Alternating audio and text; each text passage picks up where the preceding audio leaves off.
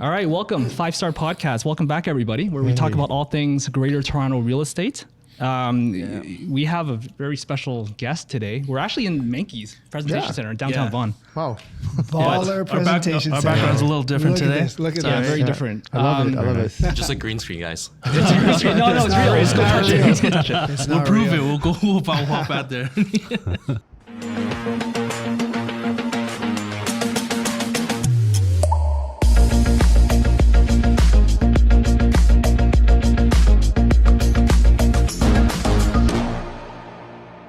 So we have our first and special guest today, Menkes from Menkes. Am I Simon. the first guest? Yeah, you are. You are. Wow. First guest. Thanks, guys. Yeah.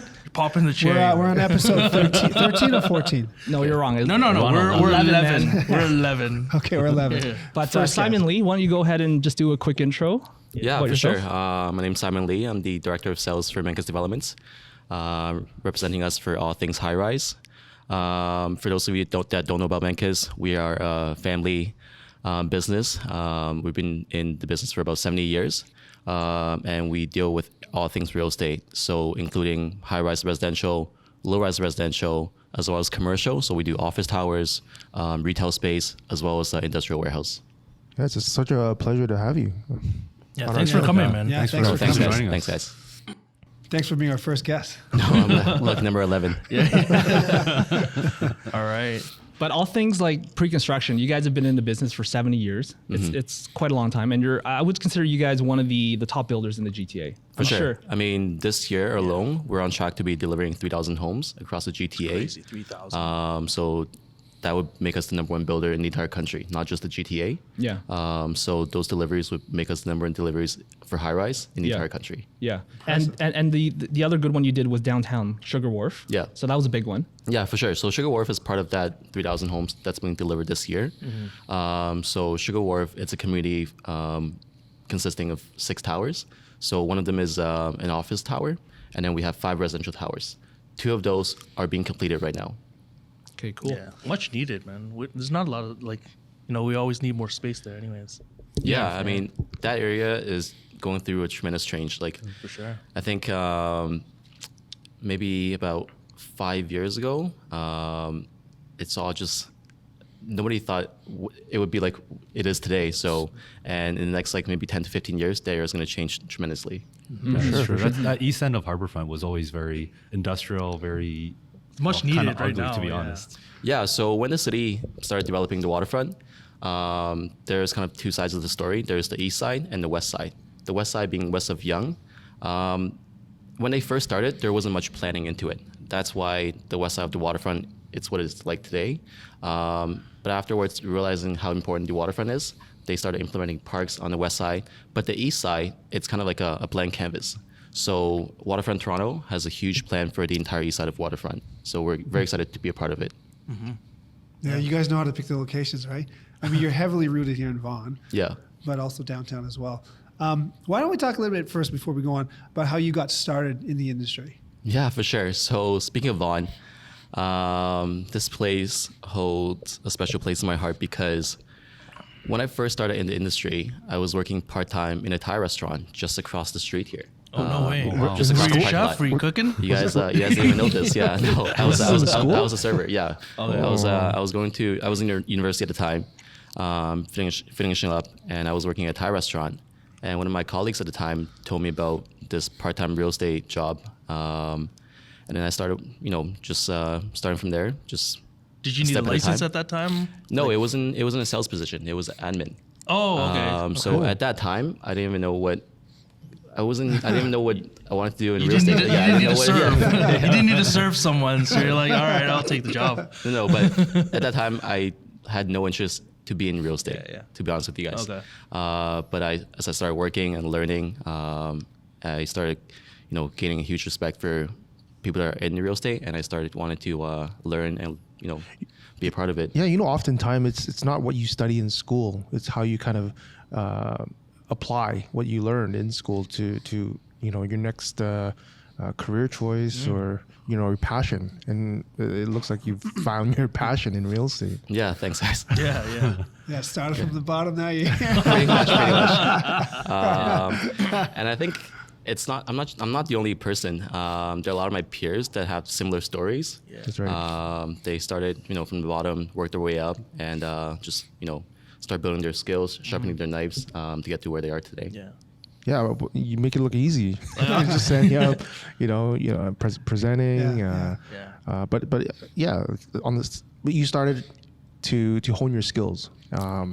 Yeah, it's very relatable even for all of us. Like none of us grew up saying, "Oh, I want to be a realtor." Like it's not the dream job. Like, everyone wants to be like an astronaut, doctor, something, right? Yeah. Of course, But of course. yeah, realtor's never like that top dream job. You never see a kid writing, "I want to be a realtor." It's like as a kid, oh, when I grow up, I want to be a realtor. I want to sell some houses. So how many years now? So in the industry, how many years do you have under your belt? 10, 11. I'm not Like sure. you look like you're 22. So like, I'm 35. So it's like, Actually, that's still pretty young. That's still Yeah, pretty yeah. young. To Still be very young. like 35 to be in a position of where you're at a reputable builder, like I mean that's huge props. no, it's I'm amazing. def- Yeah, Yeah. that's I an definitely feel achievement. fortunate to be in the position that I'm in today. Yeah. For those of for the younger audience that are listening, just if you really want to do something, just spend your time in it, get some good mentors, and just really work hard. Yeah, for sure. I mean, going around the table. I mean, what are your guys' exposure to pre-construction? Like, how do you guys get here as well? Like, I've been in the business for 24 years.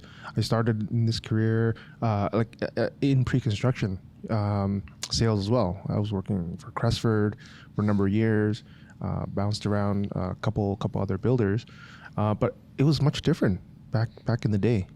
I remember actually having to line up. It was, disorganized chaos. Oh, like the outdoor lineups were crazy. outdoor man. lineups, and we made it in to the winter time. Yeah, those were fun. It was like you had to sleep overnight.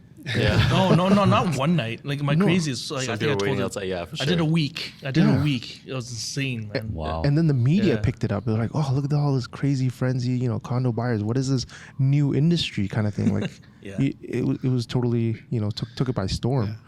But that was a little bit my history. How about you guys? Do you remember though? Also, some people started hiring people to stand in line for them.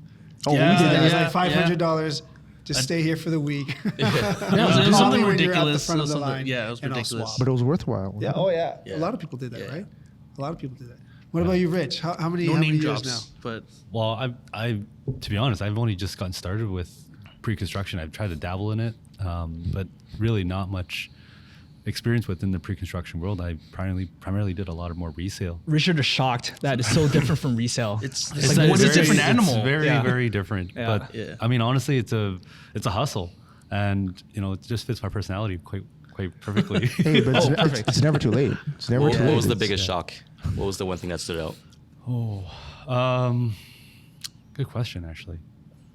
We'll come So back just to the it. way Okay. just the way the whole process works. Yeah. Right. Trying to get get units from the builders to sell, finding the buyers, and then the hesitation with the buyers with like the pricing and everything. It's so different because you have a specific product you have to sell, right? Whereas with resale, it's like if this house doesn't fit you, you can go to a different house that may fit you better.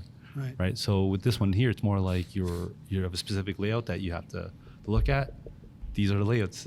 Yeah. What do you want to choose? Yeah. You're buying off a plan, right? It's That's the hard. thing. Right. It's harder because they have to use their imagination to buy off Yeah. a plan. That's Whereas right. very resale- hard. Yeah. Yeah. There's nothing you can really physically see Well, and touch. I mean, beautiful sales Like, I mean, centers we have- like we this have have the renderings. models here, right? That's Yeah. true. You have renderings, but you have Renderings samples and of the samples and finishing. Yeah, stuff. you have to really use your imagination Yeah. for sure. Yeah. Unless Menkes start using the Apple Vision Pro. Oh, Yeah. That's- right. Last time, last time we were talking about that. That would be We were pretty talking cool. about that last time. Yeah. But actually, Simon, like for pre-construction, like a lot of people, they probably don't know, but obviously we're kind of selling them a piece of paper at this point. For sure. Some drawings, some lines.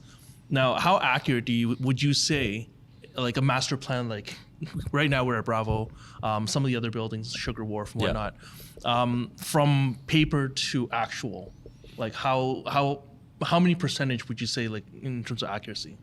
I mean, for us, we always want to deliver what a promise. Yeah. So a lot of times, if you bring an old brochure into one of our projects, like a past brochure into a new project that's being built. For example, Sugar Wharf. If you take a Sugar Wharf brochure that was printed in 2018, you go into our building right now in 2023, a lot of it is very similar. That's good. We always try to deliver on the promise that we make.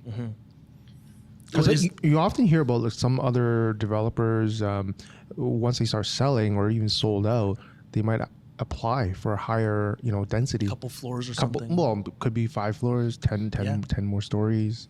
Yeah, those things always happen throughout the development process. For a developer, we're always trying to provide more housing for the city. So if the city is allowing us to add more density, we'll always add that in. Does that generally delay the project a lot more? Well, If that was the, those type of situations don't happen that often. I mean, Okay. it does happen, but it doesn't happen that often. Does it delay the process a lot more? Not necessarily, because it won't be a major increase. It won't go from, 10 stories to like a 25 stories. We're adding like 1 or 2 stories to like a 30-story building. Okay. So it's not like major changes. I find it, because I've worked for medium-sized and smaller builders. With smaller developments, they tend to do that more just to get more of the profit margin. Because if adding extra floors, it means waiting, a couple of years for the city approval. It's worthwhile because it's not on. I mean, there are costs for holding land, but the return is far outweighs the delay. Yeah, for sure. So are you suggesting that? Well, it's just more, smaller. I mean, smaller and medium-sized builders, they tend to sometimes they rely on that strategy. Okay. With a larger builder, sometimes it's just part of the master plan. They don't need to. It's just already built in. Yeah, a lot of times it's also situation driven. Sorry, location driven. I mean, like some areas there's more room for growth. Like areas that are closer to transit. Good example here is Vaughan. With the Vaughan secondary plan, this area of VMC, the downtown Vaughan, we're adding a lot of density to this area. Before the VMC started, this was all just Marshes. Yeah, marshes, like parking lots. This area, before what it is today, it used to be a racetrack. Someone told me that. It used to be a racetrack, yeah. So like a go-kart track? I think it was like a, what's it called? Like, no. Horse? No, not, come on. Wagons? Like a wagon racetrack. No. It's like just like Chariots. Like Ben Hur. I'm thinking like way back. not way back. It's like just like an oval type of like simple racetrack. Okay, I've gone too far. Wow. Bring it back No, a it used to couple be like hundred years. dinosaurs. Yeah, we'll bring it back. Yeah, so you've seen a lot of change in the area as well. Personally, what city or part of the GTA do you think is going to be, the next best place to invest in for those who want to buy a condo? I mean, Vaughan obviously is really, really hot right now. We know that. Where else do you see? I think Vaughan, there are many reasons to invest in Vaughan. Vaughan is, the fastest growing city in the GTA, not just population, but also employment. And also with the transit, with the subway extension and all things connected to Vaughan, I think Vaughan has tremendous potential for the next decade or so. And that's probably the biggest thing. Like once it was approved, once it was the subway, It's this great. area just like, hey, now we're a hub, Because right? this is the only place outside of Toronto that has subway, right? Exactly, As, yeah. as of right now, I know Yeah. Richmond Yeah. Hill is coming, but I think they're extending a little bit further, like Rutherford soon, or is that the plan? I know the Richmond Hill for sure, that's coming Yeah, sooner. yeah. But this one, I'm not sure. Yeah. I mean, they just finished this extension in 2017. That's true, yeah. And our government doesn't move the fastest. no, not at all. Yeah. Because the Richmond Hill line was in talks for 15 years or something like that. So. Yeah. Yeah, for sure. But this is a great area. I grow up around here. I'm in Richmond Hill. And the one thing I like about this project, this master plan community, is the outdoor space that you're providing. Like, for example, I know there's a big green space with public events and concerts. Basketball courts. Yeah. Yeah, that's yeah, amazing. Because I live next to Richmond Green, and they have Canada Day celebrations, and they have Rib Fest. So it looks like it's going to happen here too, like all these events. That'd be pretty cool. For sure. I mean, the idea here is to create community. It's not just condo. It's not just like townhouses, it is a community. Yeah. So, for those of you that are not watching this on YouTube, like listening, it's hard to describe, but behind us, it's a huge context model. Yeah. You have condo buildings, you have office. We also have 2 new schools that we're bringing to the community, one public and one Catholic, and back to the green space. So in total, we have 45 acres of green space and public area. And out of those 45, we have an 11-acre central park. That's where all the basketball courts, volleyball. There's an area where it's like a water splash pad for kids, but in the winter it turns to a skating rink. Oh, So nice. a lot of Nice. community events going on here. That's cool. Can't wait. Yeah. Because a lot of buildings, they have like, okay, we're gonna have a proposed park, but usually it's like a small kids park. Not everybody can take part in that. But this is actually like a huge event for everybody, for every age, pretty Yeah. much, right? Yeah, I think that's the reason why Vonic's so exciting too. Because for us, we have 100 acres of blank canvas that we can create a full-scale community. Yeah. A lot of times, there aren't not that much space for us to create the vision that we want to create. So going back to Sugar Wharf, it's 11 acres. We're able to have 5 residential buildings, 1 office tower, a park, but there's limits to what else we can do, right? But here, we are able to create everything that we want to. So looking at some of the renderings, it kind of gives me a bit of the downtown vibe. It's almost like a downtown Vaughan that you're kind of Menkes is creating. We've heard of downtown Markham. They're developing that. Saga has their own. Yeah, but among all the downtowns, this is probably the most accessible. Like you said, Yeah. the subway extension that actually takes you down to Union Station and the Central Core Business District, right?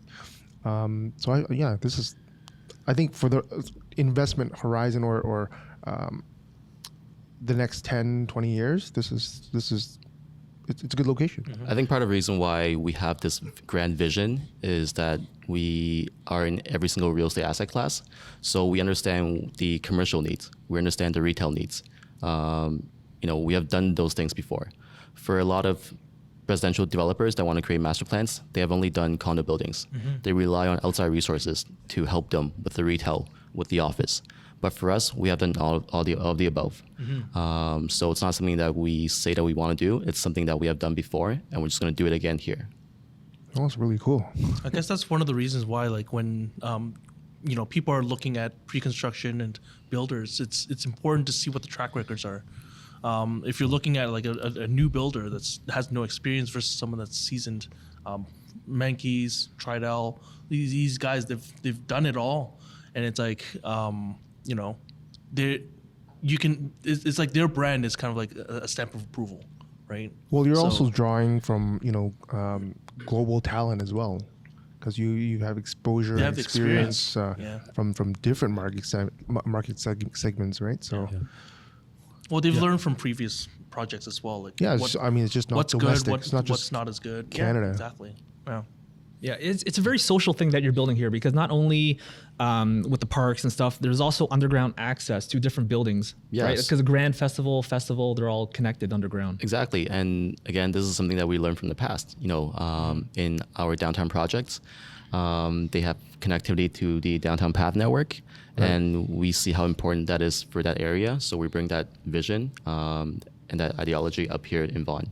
So amazing. Bravo and Festival, they're connected underground through a pedestrian tunnel. So if you have friends living in the next tower, during the winter, you don't have to put on your winter jacket to go visit them. That's actually really crazy. That's pretty Exactly, crazy. yeah. That's And amazing. you know what? Like, I mean, for you guys to do that, there's no added cost to any of the buyers. Like, you guys are building that as kind of like a courtesy. For as sure, yeah. Yeah. Like, you guys don't have to, but you guys are doing it, so. No, we're it's doing amazing. it because we realize the importance of it. Yeah. Yeah, yeah. And for people that don't have the experience, they wouldn't be aware of this type of additional services that we're providing. That's Exactly. a key takeaway. Yeah. For sure. It's good you're doing this, because a lot of younger people like to, stay home, game. You're promoting like seeing people face to face, which is great. Young people need that, man. But still indoors, right? And also, that's Yeah. everything goes back to creating a community. We're trying to connect not just one part to the next. We're trying to connect one part to the next, to the next, to the next, to the next. So I guess it's kind of like the downtown system, the PAF system, very similar to that. So that's kind of what your inspiration was. Yeah, A little bit. I mean, we won't have the shops below ground, underground, Yeah. but it's more for just access to within the community. Let's say if you want to go grocery shopping. So at Festival, we have a grocery store that's coming. Okay. So for residents of Bravo, they can still take the tunnel, get into the grocery store. Okay. Wow, that's really Yeah, exciting. actually, Menkes projects have always sort of had that sort of tunnel system, Yeah. even like along the Young and Shepherd. Exactly, yeah. Young Shepherd community there, Yeah. right? You have a lot of the buildings that have the underground tunnels. That's Yeah. Richards Hood, Young in Yeah. North York. That's right, Yeah. Willowdale. Yeah, so we haven't talked about Young and Shepherd yet. That is, I mean, the Menkes kind of vision, the Menkes brand as we know it today, really started in North York. Okay. We talked about Vaughan, we talked about the South Core downtown, but a lot of it originated from North York. Yeah, Right around the young Yeah, line? so Yeah. in the Young Corridor on Young Street from Highway 401 all the way to Steeles, Menkes, we have 25 buildings in that Young Corridor. Yeah, I remember Okay, yeah. Gibson Square. Those. Yeah, Yeah, Gibson, Gibson Square is Square, the newest one. Ultima, yeah. Empress Walk.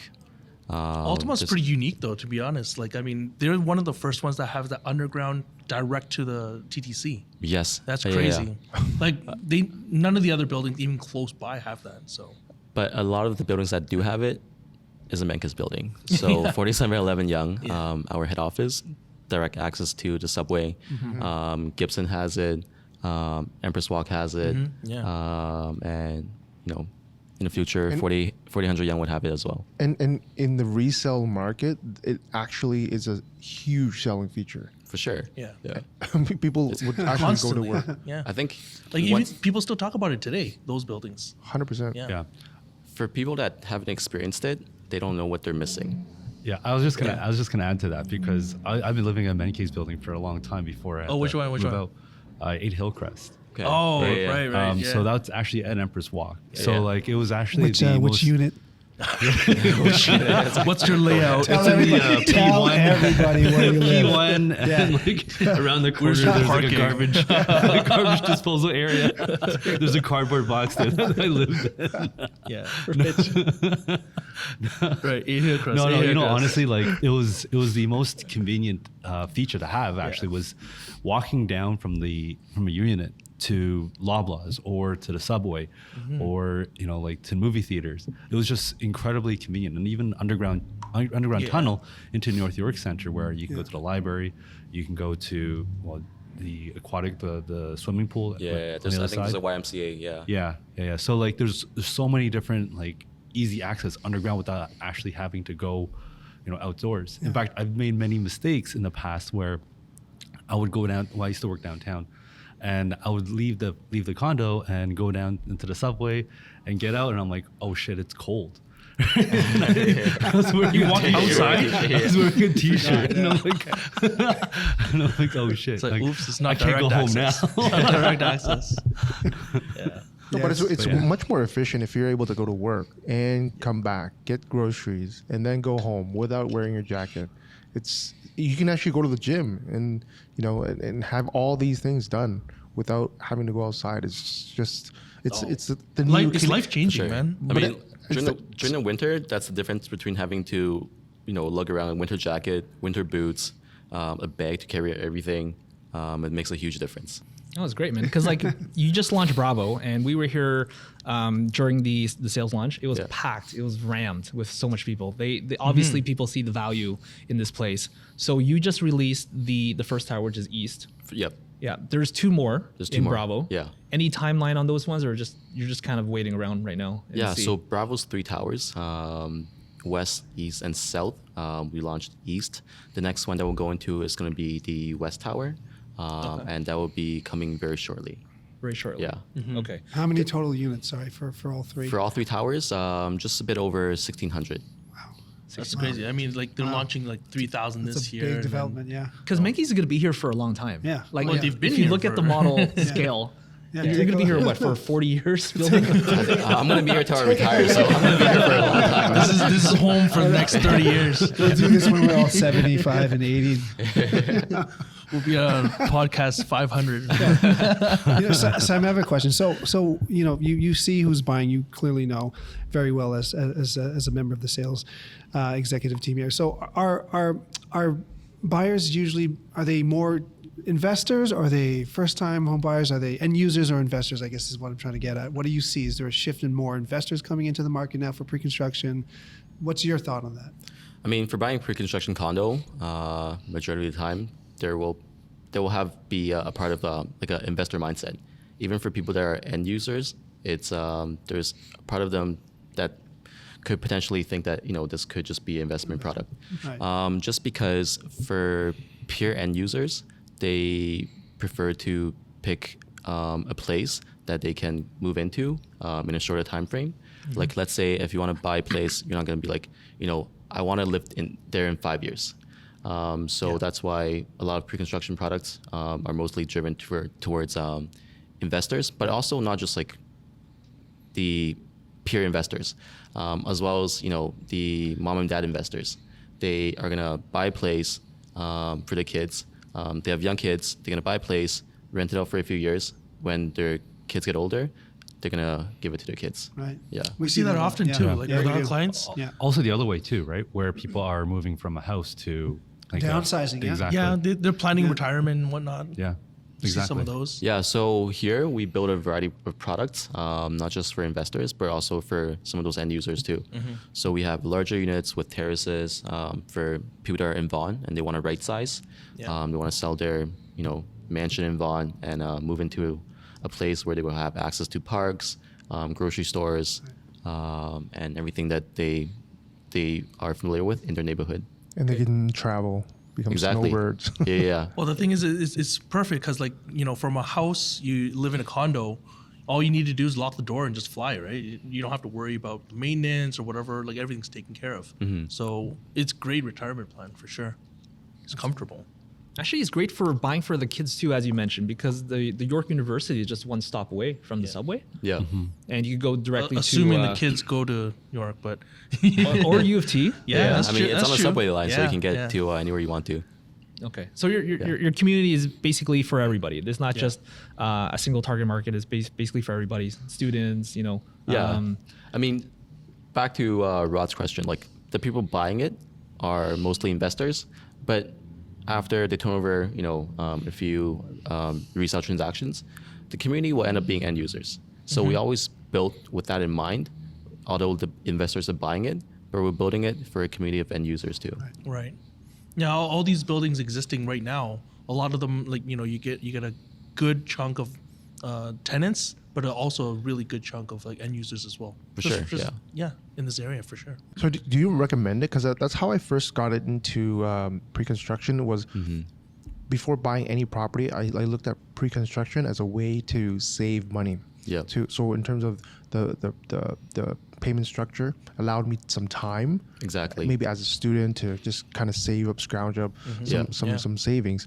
Do you see that as still an affordable option for students that are up and coming? And Yeah, for sure. I think the key word that you use is time. With a pre-construction project, you're giving installments of deposit, throughout 2 years, sometimes 3 years. So it gives them time to save up, whereas opposed to buying a resale, you're putting down 20% and then you have to start paying mortgage right away. Yeah. So for people that want to get into, owning a piece of real estate, pre-construction is definitely a good investment, for the time. Yeah, often a lot of people like ask me how to get in. I always recommend like pre-construction because two buyers or maybe a couple would pool in their money, maybe get some money from family. You have that time to just pay the payments, just make the payments, right? And then when you actually get the job out in the workforce, you're able to apply for that mortgage, right? And then, they start, they could buy a one-bedroom pre-construction, live in it for a bit. If they don't want to move into the area, they can rent it out for a bit, and but they're able to, start building their real estate portfolio, and moving into the house that they want to. Yeah, you springboard from that equity, right? You just Exactly, kind of yeah. roll it. That's And I think it's a lot easier too. Like, I mean, to get into a pre-construction as well, you have that staggered payment you can save while you're like, like what's the deposit structure like for this one? At So, Bravo right so now? at Bravo, we have a 15% deposit structure. But it's not all one shot. Exactly. So 5% in 30 days, 5% in 300, and then two and a half in 650, and then 2.5 in 2.5 in 600, and then 2.5 750. nice. So what that means is 5% every year from 2023 to 2025. That's really awesome. really Like, good. that actually Yeah. sounds longer than what I'm used to hearing before, because It a lot used of to be like builders. 90 days, 90 100. days. Yeah, you're really forced to do it like back then. But Yeah. now, what we see, especially after COVID, like the deposit structures is a lot more favorable for people to kind of get in. Yeah. Yeah. And I also think that right now in this phase of the market, that's why we're seeing a lot of incentives, especially in deposits. But it's not going to last forever. So, as the market start trending up again, the deposit that developers will take would start increasing again. So right now we're Yeah. at 15%.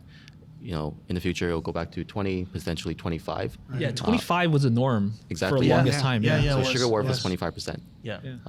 That's why I think that for people that are on the fence about buying or not buying, the deposit incentive is a huge incentive for them to buy right now. For sure. Yeah, you don't need to have the 20 or 25%, because some buyers have the misconception of having that amount before I can afford something. Yeah. Yeah. But maybe now is the time. And speaking of, like, when I mentioned about springboarding, when you buy your first property into a master plan community like this, I find a lot of investors and end users, they would start flipping them. Like, after a couple of years, they would sell it and then roll into another new development. Exactly, yeah. And for years to come, you can Yeah. have that option. And that happened a lot with projects downtown, like Liberty Village and Concord City Place. People just kept rolling their investment. Right. And Right. they would, Right. they would for sure. increase the size of the Yeah. unit as they springboard, right? They go Yeah. from 1 bedroom, 1 plus 10, 2 bedroom. As their family 3 bedroom. grows. Exactly, and Yeah. then a townhouse. Yeah, so it's, Yeah, we have clients who just specifically want to flip. They never intend on closing it. They just want to assign it, right? They're always asking me, is there an assignment? Is there a fee for it? Are we allowed? When can we assign it? And they're professional flippers, right? But they've made a great career doing that in pre-construction. Yeah. Exactly. Yeah. Right? So there's a question that we all get, actually, and we spoke about this before in an earlier podcast. Can you explain, especially the first-time home buyers or investors, what is an occupancy fee? How does the developer determine why they charge what they do for occupancy fees? it's expensive. Yeah. Thanks for letting me know that I have to answer this question, but I'm kidding. So, an occupancy fee. We'll edit. No, don't worry, I'm kidding. It's a joke. I know. Joking. So the occupancy fee is the payments that the owner pays before the building gets registered. So from the time they get their keys, they get to occupy the unit, but the title is not in their name yet until the building gets registered. So the occupancy fees consists of 3 parts. There is the maintenance portion that they would pay anyways. There's the property tax version that they would have paid anyways. And then the last part is the interest on the amount owed. All right, you passed the quiz. Yeah. 100%. 100%. So for example, if they have 15% deposit down or 20% deposit down, 25, whatever, the remaining amount, there's an interest to be paid on that amount. Okay. Yeah, and I mean, they don't realize that. That's the thing. So we Yeah. always get people saying, "Well, why am I paying these occupancy?" It's like- Yeah. So these are They things call that it- you, they call it yeah, phantom I'm phantom phantom rent or ghost whatever. rent. Yeah, these are ghost things that rent. you would Yeah. have to pay anyways. It's Yeah. not, Exactly. it's not coming into our pockets, but Yeah. it's Thank you for clarifying. Yeah, that. it's not going see? into the builder's There you go. pockets. Thank you. Yeah. like we're not trying to make money from Yeah. From fees. yeah. But Exactly. for some of the viewers, oftentimes a lot of the questions that we get from our buyers is, generally how long is an interim occupancy period, and why are some quicker and why are some much longer? So I And think, what determines that? I mean, without knowing the other buildings, I can only speak on our behalf. But the one thing that applies to all buildings is the height. Right. So if it's a taller tower, it could potentially take more time for people to move in. For us, I think we always like to close it within 3 to 6 months. That's pretty quick. Wow, that's good. Yeah, that's pretty quick. quick. Sometimes it also has quick. to depends on how fast the city moves too. Yeah. Yeah. So, for example, Sugar Wharf, we started occupying earlier this year. Final closing is going to be next month, I believe. Okay. Very on Yeah. time. Yeah. Wow. Well, you guys know what you're But doing. that's a tall tower too, Yeah, right? Don't yeah. forget. So is it safe to say that if you bought in at a like a low floor, you get your keys first, and you're going to be in interim occupancy longer than someone on a higher floor? That is not always true. Okay. Because it all depends on where their unit is located too. Oh, Because if okay. it's located with where the hoist is, the exterior elevator, that would be the last unit to occupy Oh, because they okay. still need the hoist. too. Regardless of where The where floor, you are yeah. on. And then Okay. sometimes okay. they also require the lower floors for construction purposes.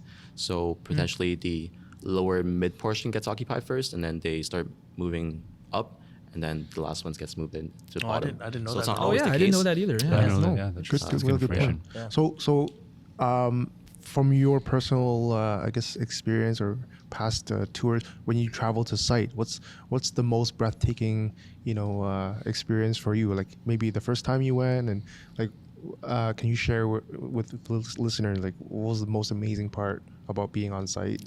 The most amazing part about being on site, I can tell you the most memorable experience from being on Yeah, site. Yeah, yeah, that's for It sure, was for sure. Sugar Wharf. So being in High Tower, you see everything. Like, and I mean, you see so far uptown, you see so far into like to the west side to Mississauga, and also because it's downtown, CN Tower feels like it's right there. Yeah. And maybe I can find some pictures to show you guys after. But being that high downtown and seeing so it's two towers. We can see the construction workers in the other tower. Yeah. And they're so high off the ground, just working, and like working so close to the edge too.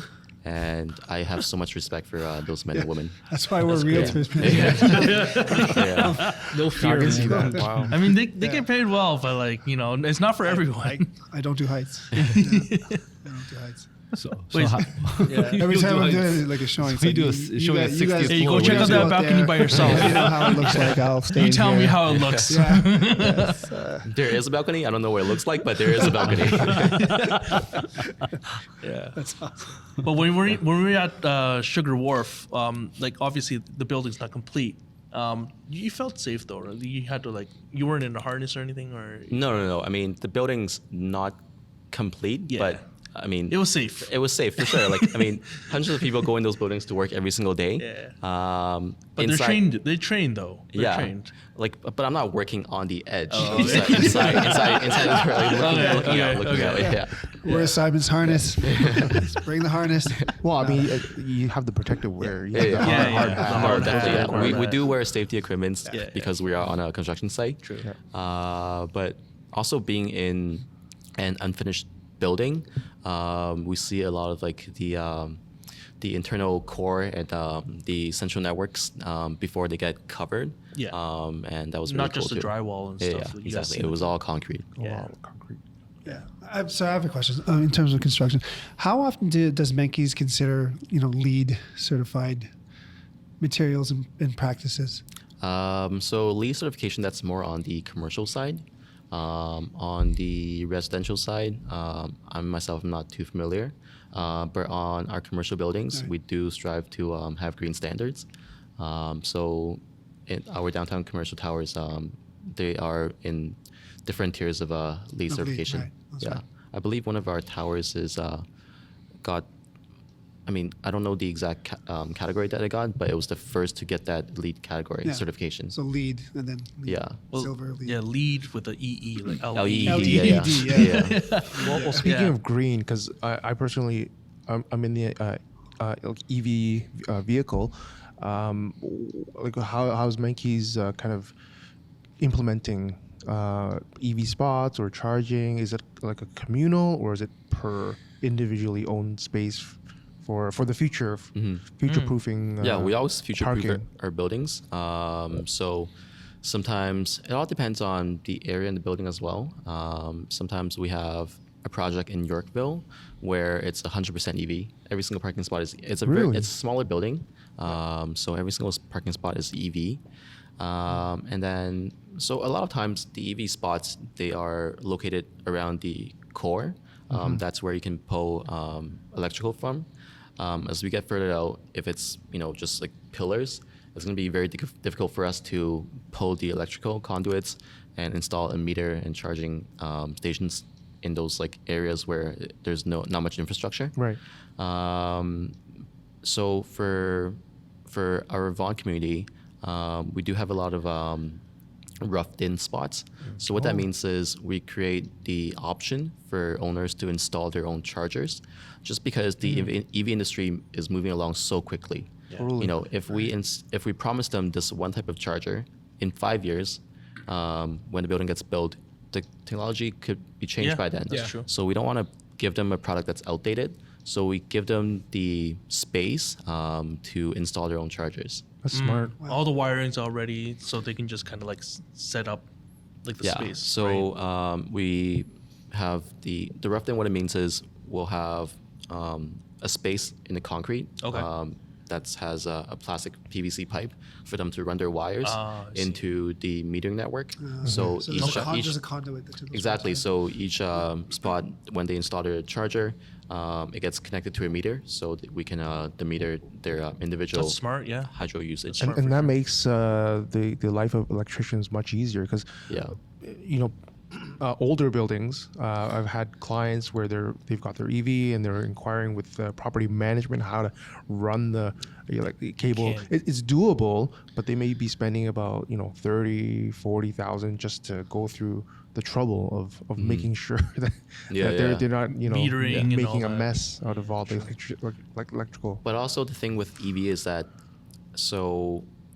right now, EV is the future, but potentially we could find a different source of energy that Yeah. makes EV not the most viable option. Mm-hmm. So I know that Porsche is working with this I don't want to butcher the word that they use, but it's like a organic, it's like a man-made biofuel supply that they make, Okay. right? So potentially that could be the future, Maybe. and you never know.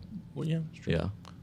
But at least you guys are forward thinking. Exactly, Right? yeah, yeah. You guys are not like stuck in the past, like, oh yeah, has to be like diesel or No, whatever, like no Pretty- horse buggies and racetracks and stuff. We gotta look forward. We give each parking spot a bale of hay for them to feed their horses. Feed the horse.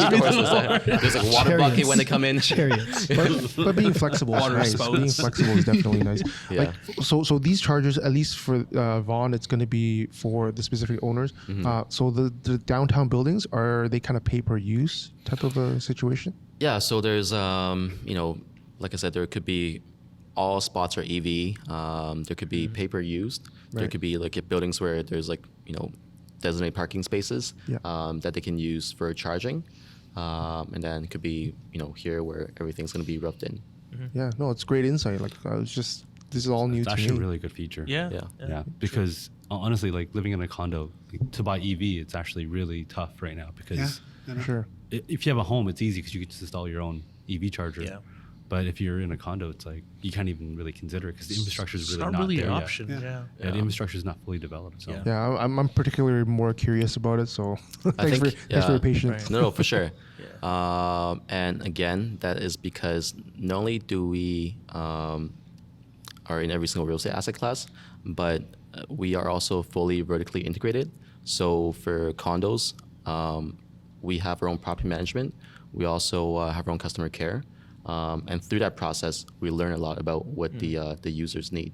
So because we have our property management company, owners would go to them and give feedback, and in turn, they would give the feedback to us to implement some of those needs. Really cool. So making those changes is just on the fly. You don't have to wait for a third party to. Exactly, yeah. And third party, they may not even give you that feedback, right? Yeah. That's true. Okay, so we're coming up towards the end. So final thoughts. Maybe we could do final thoughts on the real estate market because we see how busy this was on the front end. You see it on the back end as well. Obviously, Precon is on fire right now. The Bank of Canada just raised 0.25. However, I don't think that affects Precon too much because this is closing in 5 years. the rates could be totally different in 5 years. Yeah. So where do you see the market in the next short-term while? I mean, the market's always going to fluctuate, but in the long term, we are getting a lot of population here in Canada, and as most major metropolitan cities across the world, housing is going to get expensive. If you want to live in a major city anywhere in the world, it is going to get expensive. So in the long term, it's always a good time to buy now when you can afford it, because if you're waiting for the right time to buy, it's never going to come. Yeah. I mean, Canadian price point, we're Yeah. really in a good spot right now globally compared to other cities. Yeah, and also right now, Canada, we have a pretty high home ownership rate compared to some of the other G7 countries.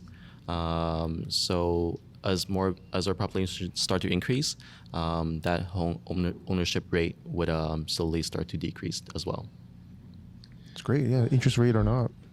Yeah, because the 0.25, it probably affects resale, but A little pre-con bit, people yeah. don't. It's more like for the now rather Yeah. than like 5 Yeah, years exactly. from now, right? Yeah. I mean, yeah, like the interest rate will increase. Your monthly payments increase, but when you should always think about the bigger picture, right? Yeah. It's the cost of housing, right? Yes, you interest rate increase, you're paying more monthly, but the value of the homes are increasing too. So Exactly. think about that part, Exactly. right? If you are gonna wait, you might get if you're gonna wait till the interest rate goes down, you might get priced out of the unit that you want to buy, the home that you want to buy. Oh, totally. Like I was just about to say, devil's advocate. Like when the interest rates, borrowing rates are much lower, the market's on fire. Exactly, Like, yeah. And you're seeing like 10, 11, 12% annual increases Yeah. in terms of appreciation. Yeah. So how do you catch up with that? Does your Exactly, yeah. salary, Yeah, exactly. increase by that much? Yeah, just don't get fixated on one portion of your decision. Like think of the bigger picture. Yeah. Your future self is going to thank you for making a decision today. Exactly, 100%. Awesome, great. Thanks for coming by. Thanks, and, Simon. Thank you, guys. talking to us. man. Thank you, Thank you, guys. Simon. Yeah, thanks, Simon. Appreciate it. All right, Thanks, Simon. All right, Simon. All right. Yeah, All right, later, man. Air bump.